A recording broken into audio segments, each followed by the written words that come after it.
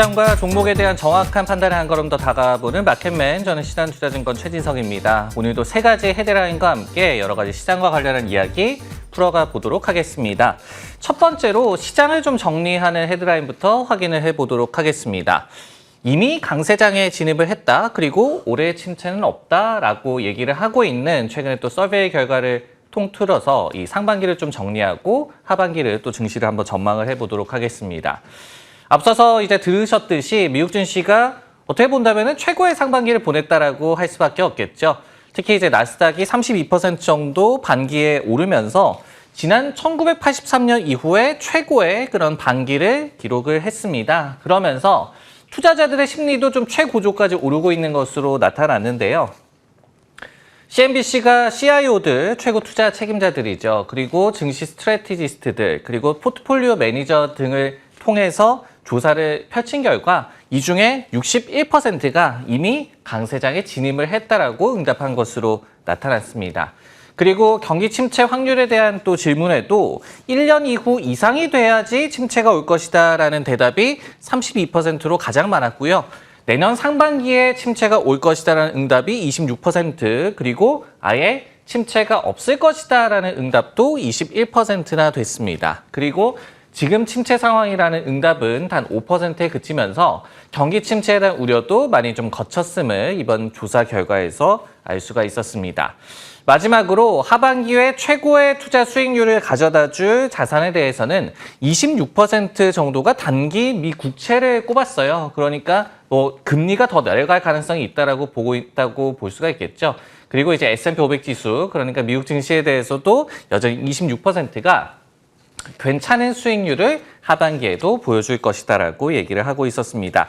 그리고 이제 나스닥 100 지수 같은 경우에는 11%만이 이제 후반기에 최고의 투자 수익을 가져다 줄 것이다라고 얘기를 하면서 어떻게 본다면 상반기에 또 상승세가 조금은 부담이 되지 않을까라고 투자자들은 응답을 하고 있었습니다. 네, 이렇게 상반기에 시장을 좀 정리를 하는 또 설문조사 결과를 살펴봤는데요. 어떤 부분에 대해서 저희가 좀 더 탐구를 해봐야 될까 물음을 던져봤습니다. 과연 얼마나 더 갈 수 있을까? 결국은 하반기의 증시 포인트는 어떤 부분이 될까 설명을 좀 드리도록 하겠습니다.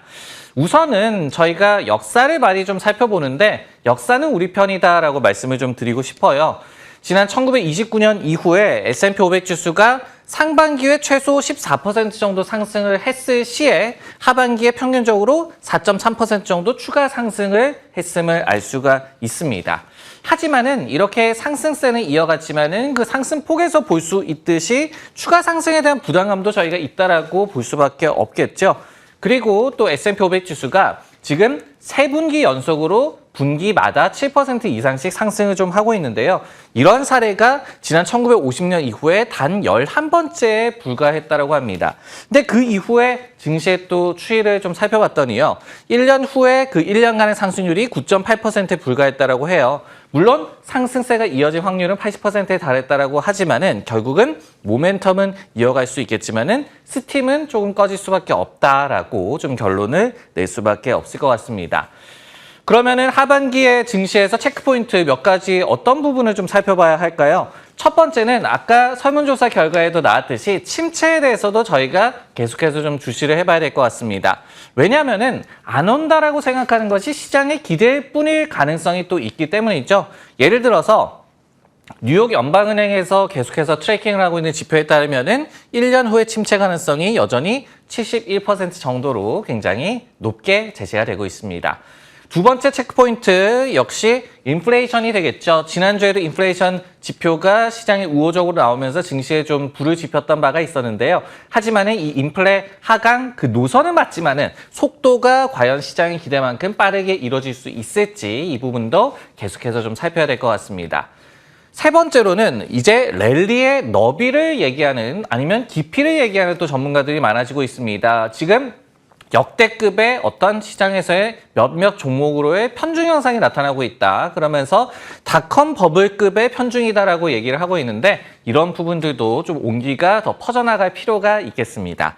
마지막으로 AI 모멘텀이 상반기 또 주식시장을 굉장히 좀 살렸던 테마였는데 이런 부분들도 관련 기업들이 빠른 수익화에 대한 가시성을 보여주는 것이 하반기에도 증시가 스팀이 꺼지지 않고 더 갈 수 있는 그런 체크 포인트가 되겠습니다. 네, 다음 헤드라인 한번 확인을 해보도록 하겠습니다. 어떤 헤드라인 준비를 했냐면요. 결국은 성장 전망 반응의 시중금리 업, 역시 하반기에 좀 살펴볼 만한 그런 이슈에 관련한 얘기를 들려드리도록 하겠습니다. 인플레이션이 또다시 좀 하강을 했다는 소식에 지난주 금요일에 성장주가 미국 증시에서 또한 강세를 좀 보였습니다. 하지만은 2분기 전체로 본다면요. 시중금리가 좀 크게 상승을 하고 있어요. 예를 들어서 미국의 10년물 국채 금리가 1분기 말만 하더라도 3.49% 정도였는데 상반기를 3.8% 정도로 마무리를 했습니다. 그리고 이제 2년물로 한번 가보더라도 4.06%로 이제 2분기를 시작을 했다가 4.9% 좀 육박을 하고 있고요. 참고로 장단기 금리 간의 역전 현상을 약 한 1년간 지속되고 있는 상황입니다. 빠른 금리 상승은요, 성장 전망 회복 덕이다라고 좀 해석을 해볼 수가 있을 것 같은데요. 저희가 2분기 시작할 때만 하더라도 어떤 은행권에서의 위기가 전이될 것이라는 우려가 좀 있었고, 그리고 미국의 부채 한도 증액하는 그런 관련해서 협상의 잡음도 있었습니다. 그러면서 성장에 대한 불확실성이 굉장히 커졌던 그런 상황이 있었는데, 결국 이 같은 위기를 결국 시작이 좀 패스하는 그런 모습이 나왔죠. 여기에 더해서 미국의 고용시장이 굉장히 견고하게 유지가 되면서 성장 전망이 반등을 했고 여기에 시중금리가 크게 상승을 했다라고 해석을 해볼 수가 있을 것 같습니다. 이렇듯이 경기 연착륙 기대가 상반기에 금리 상승을 이끌었다라고 한다면은 하반기에도 금리의 추가 상승에 베팅하는 움직임도 많이 나타나고 있는 그런 상황입니다. 네, 이 이슈에 대해서 어떤 부분을 좀 더 탐구를 해봐야 될까 물음을 역시 던져봤습니다.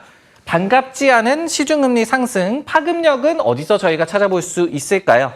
첫 번째로 이 추가 금리 인상 압박을 할 수 있는 요소가 바로 시중금리 상승이다라고 말씀을 드릴 수가 있을 것 같습니다.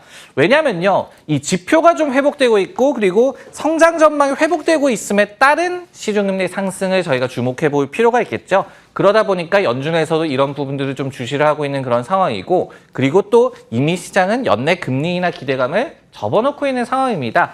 성장 전망이 견고하게 유지가 된다고 한다면은 연준의 추가 금리 인상에 대한 로직도 더욱더 강화가 될 수 있을 것으로 예상이 되고 있습니다. 그리고 또 하나 저희가 좀 중요하게 생각해 볼 부분은 결국은 시중금리의 상승이 성장주의 랠리에 태클을 걸 수 있다는 부분이 되겠죠. 뭐 통상적으로 얘기를 하더라도 할인율이 상승하게 된다면은 성장주에 악영향을 끼친다라고 좀 얘기가 나오고 있습니다. 그리고 상반기에 또 증시를 이끌었던 AI 모멘텀이 훼손될 가능성도 시중금리 상승과 함께 맞물려서 좀 더 생각을 해보셔야 될 것 같습니다. 그리고 또 전조가 또 보이고 있다라는 데이터도 조금씩 나오고 있는데요. 지난 6월 21일까지 집계를 했을 때 올해 미국 성장주 펀드에서 글로벌 자금이 약 한 440억 달러 정도 유출이 되고 있다고 합니다. 물론 이제 가치주도 약 한 300억 달러 육박하는 좀 유출이 나오고 있기는 한데요. 2분기만 하더라도 성장주 펀드에서 200억 달러 정도의 유출이 되고 있다고 하거든요. 물론 이제 이익을 좀 실현을 하고 쉬어가려는 움직임도 될 수가 있겠지만은 신뢰가 조금은 좀 옅어지고 있다. 이런 부분도 체크를 하시면 좋을 것 같습니다. 네, 마지막으로 이번에는 미국 시장의 종목과 관련한 얘기 한번 준비를 해봤습니다. AI 외에도 상반기 스타, 우리도 있었다라는 내용으로 한번 살펴보도록 하겠습니다. 상반기에 결국은 나스닥의 상승 대부분의 AI 모멘텀에 좀 의존을 했다라고 말씀을 드렸죠. 그런데 상반기에 미국 증시에서 가장 상승률이 높았던 종목들을 좀 꼽아봤더니요. 그 스타 주식 리스트에 기술주만 있지는 않았습니다. 그러면서 리스트를 한번 살펴보도록 하겠습니다. 물론 이제 1위와 2위는 AI 모멘텀에 많은 힘을 받았던 엔비디아와 메타였습니다. 뭐 한 180% 정도, 130% 정도의 놀라운 랠리가 나왔는데요. 근데 상반기 상승률이 좀 의외라고 생각을 하실 수도 있을 것 같아요. 크루즈 관련주 카니발이 112% 정도 오르면서 3위에 이름을 올렸습니다. 그리고 이제 다른 크루즈 관련주죠. 로열 캐리비안 크루즈라든지 노르웨이 크루즈 라인 이런 또 크루즈 관련주도 5위와 8위에 이름을 올리면서 뭐 테슬라, AMD 이런 이 종목들과 함께 굉장히 놀라운 랠리를 펼쳤다라고 볼 수가 있겠습니다. 여기에 한 가지 더해서 주택 건설 관련주죠. 풀테그룹이 상반기에 약 한 70% 정도의 또 상승률을 기록을 했고요.